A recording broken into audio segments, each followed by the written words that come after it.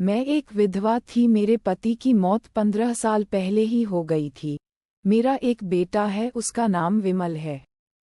1 साल पहले उसकी शादी लता नाम की लड़की से हुई थी। रात भर विमल के साथ कमरे में रहकर मेरी बहू लता जब बाहर निकलती तब वह मुझको ऐसी निगाह से देखती थी जैसे मैं एक तरसती हुई औरत हूँ। मेरी उम्र 37 साल की थी। मेरा बदन सुडौल था। कभी कभी मेरे दिल में भी एक कसक सी उठती थी कि किसी मर्द की मजबूत बाहें मुझे जकड़ ले, जिससे मेरे बदन का अंग अंग चटक जाए। इसी वजह से मैं अपनी बहू लता से जलती भी थी। पिछले कुछ दिनों से गांव के जमींदार का बिगड़ैल बेटा मुकेश मेरे पीछे पड़ा हुआ था। जब मैं खेत पर जाती तब मुंडेर पर बैठकर वह मुझे देखता रहता था। मुझको यह अच्छा लगता था और मैं जानबूझकर अपने कपड़े इस तरह गीले छोड़ देती थी जिससे मेरे उभार दिखने लगते थे। लेकिन गांव और समाज की लाज के चलते मैं उसे अनदेखा करती थी। मुकेश को दीवाना करने के लिए इतना ही काफ़ी था। मैं जानती थी मुकेश मेरे जिस्म से खेलना चाहता है, मन मेरा भी होता था। लेकिन समाज के डर से मैं अपनी इच्छा दबाकर रख देती। एक दिन शाम का समय था, हल्की बारिश शुरू हो गई थी। मैं सोच रही थी कि जमींदार के खेत की बई पूरी करके ही मैं घर जाऊं। मुझे मुकेश का इंतजार तो था ही। मुकेश भी ऐसे ही मौके के इंतजार में था। उसने पीछे से आकर मुझको जकड़ लिया। मैं कस मसाई और मैंने चिल्लाने की भी कोशिश की, लेकिन फिर मेरा बदन जो लंबे समय से इस जकड़न का इंतजार कर रहा था, वो निढाल हो गया। मुकेश के छुअन से मैं मदहोश होने लगी। वह मुझको अपनी बाहों में भरकर मेरे पूरे बदन को चूमने लगा और मेरे जिस्म से खेलने लगा। फिर जब वह शांत होकर मुझसे अलग हुआ तब मुझको लोक लाज की चिंता हुई।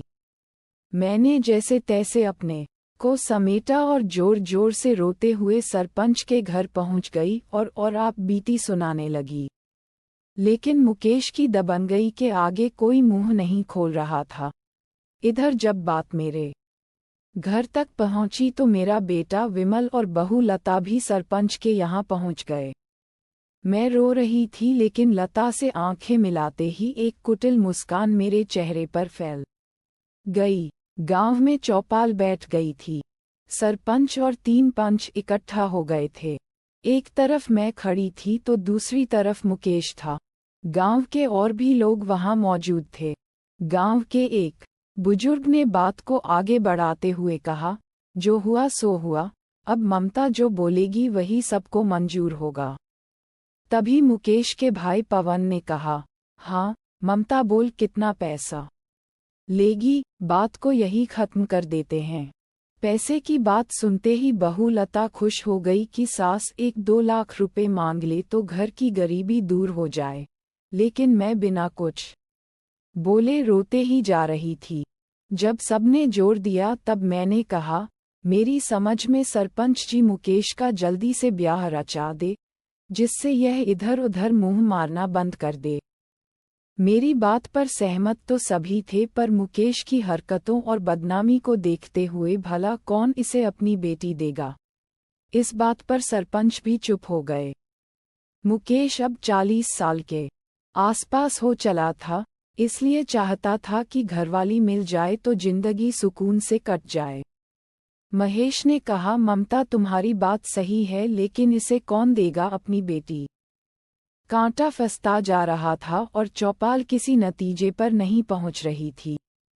इसका सीधा मतलब होता कि मुकेश को या तो गांव से निकाले जाने की सजा होती या उसके खिलाफ पुलिस में रिपोर्ट दर्ज होती। मामले की गंभीरता को देखते हुए अब मुकेश ने ही कहा, मैं यह मानता हूं कि मुझसे गलती हुई है और मैं शर्मिंदा भी हूं। अगर ममता चाहे तो मैं उससे ब्याह रचाने को तैयार हूं। मुझको तो मनमांगी मुराद मिल गई थी। लेकिन तभी बहू लता ने कहा, सरपंच जी यह कैसे हो सकता है। आपके बेटे की सजा मेरी सासू माँ क्यों भुगते, आप तो बस पैसा ले देकर मामले को सुलझाएं। तब पवन ने कहा, हम ममता की बात सुनकर ही अपनी बात कहेंगे। मैंने कहा गांव की बात गांव में ही रहे, इसलिए मैं दिल से तो नहीं लेकिन गांव की खातिर मुकेश का हाथ थामने को तैयार हूँ। सरपंच और चौपाल ने चैन की सांस ली। मेरी बहू लता अपना सिर पकड़कर वहीं बैठ गई। वहीं बेटा विमल खुश था, क्योंकि उसकी मां को सहारा मिल गया था।